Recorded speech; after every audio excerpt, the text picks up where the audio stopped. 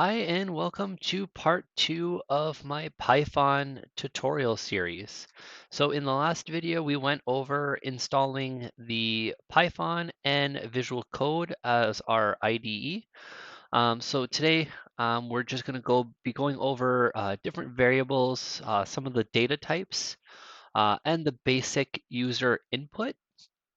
So basically reading in what the user types into the window. So let's go ahead and we're just going to go over something that we did in the last video, which is just opening up a folder to be working in it. So the first thing you're going to want to do, you can either do open folder here, or what I like to do is just go into file here, open folder, go to where you save your programming files. So mine's just in C, data, Python, and then today I'm going to be working in this folder here. We've got tutorial 2, we've got variables and user inputs. We've got nothing in there, but that's okay. We're just going to select the folder, and then that will open up the folder in Visual Studio Code. And then what we're going to want to do is we're just going to want to click on the new file here. And we are going to create a file called, I'm just going to name it tutorial2.py. Again, the .py is very important. That tells Visual Studio Code and Windows or Mac or Linux, depending on the system that you're using, that it is a Python file. And we're just going to hit enter there. So everything is loading in here. And now I'm just going to go over this a little bit because I didn't really go over this in the last video. But at the bottom left, you're going to see Python. And then it's going to be 3 point something, depending on the version of Python you installed. In this video and in the last video, we installed 3.9.5 and the 64-bit version. So if you don't see anything there, if you click on it, you can just select your preferred Python interpreter. I'm using the Python 3.9.5 64-bit version. All right, and in the last video, we went over just showing you how to print hello world to the screen. So just as a little reminder here, I'm just going to do that again. So we had the word print and then open parentheses and then double quotes, and we just had simply hello world here, and that was it. And then when we executed this, we would see it in the terminal here, and we get hello world at the bottom here. So that's perfect. Just making sure that the screen looks good. It seems big enough, but just to be safe, I'm just going to increase the zoom just a tad bit here. All right, so what we're going to want to do, and I'm just going to lower this a little bit just to have a little bit more of a screen here. All right. So the first thing we're going to want to look at is definitely variables and data types. So Python has 4 basic data types. There are some more complex ones that I'm going to bring in later on in the videos.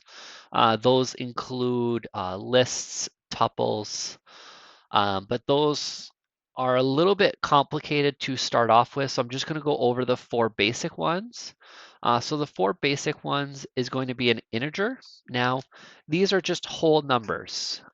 So these would be numbers like 12, 145, 2, anything that's a whole number would be an integer. And then we have floating point numbers, which those are basically your decimal numbers. So 1.2, we can have like 12.01, we can have 3.14, which is just pi. So basically any really decimal number. And then we have Boolean values, which are true or false values. And those are denoted by either a capitalized true or a capitalized false. Now, these are reserved keywords in Python, meaning that these are words that you can't use as variables. They actually mean something to the language. And if you try to type in false lowercase, it will not change color because it is not a recognized value in Python. So you could create a variable called false lowercase and assign it to the value of false uppercase to give you a little bit more flexibility there. But for the meantime, we're just going to use true or false as capitalized. And then the last basic data type is strings, which we've actually seen that in the first video with our hello world statement. So strings could be anything in quotes. So we can have hello here. It could also be single quotes. So you can have a name. As long as the quotes match on either side, you could use either interchangeably. That does not matter.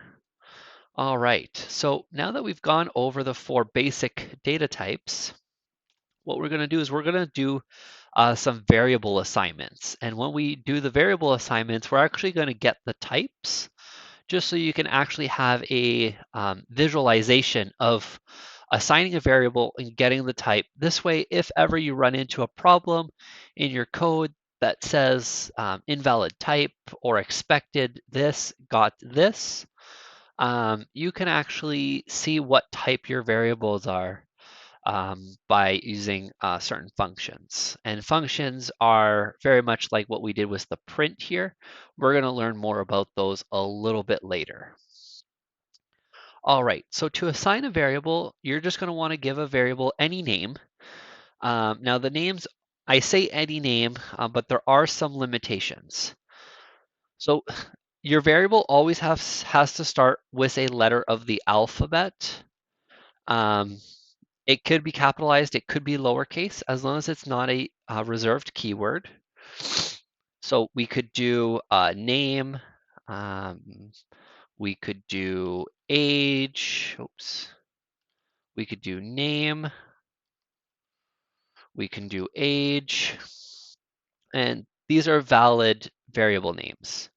Now, if we did one age, that becomes an invalid variable name. Variables cannot start with numbers.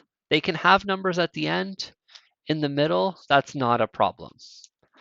And then finally, you cannot have a dash in a username because this gets perceived as a minus or a subtraction. So that will not work either. But you can have a underscore. That will let you create a variable name.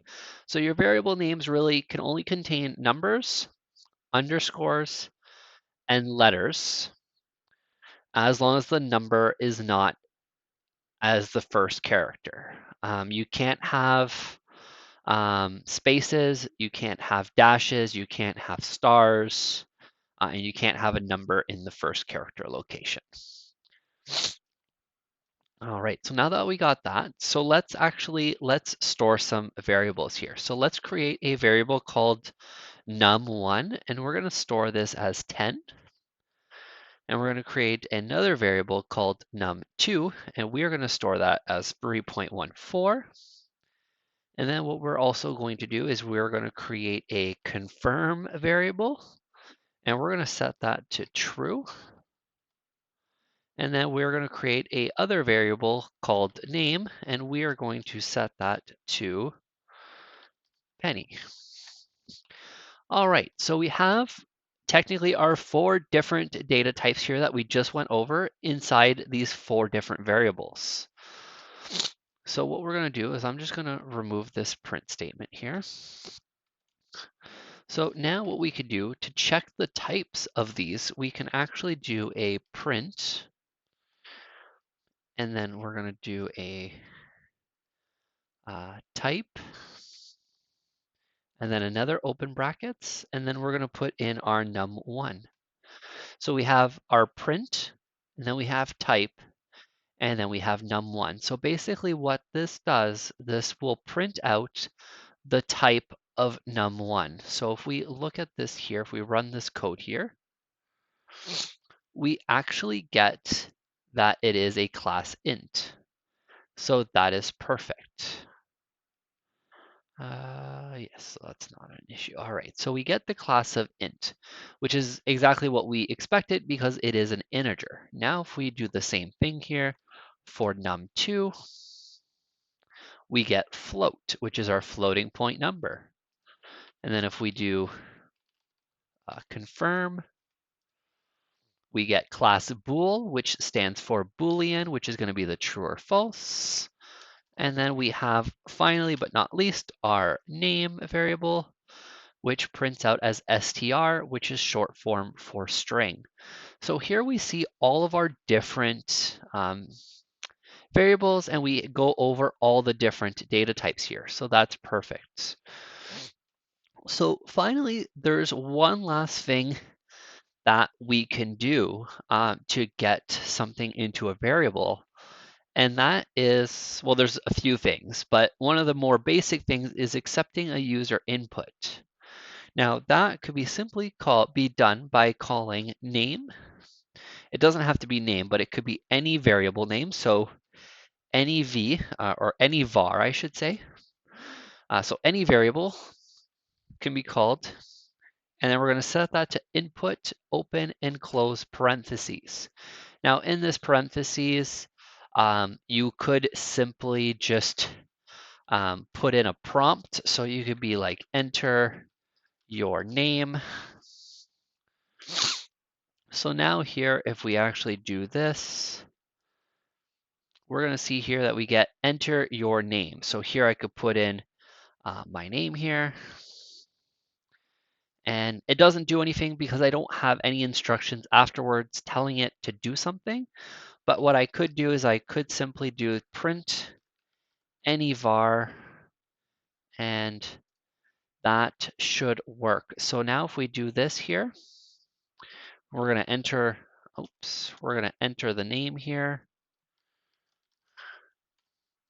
And we see that we just get Richard right back because we just printed it out right after.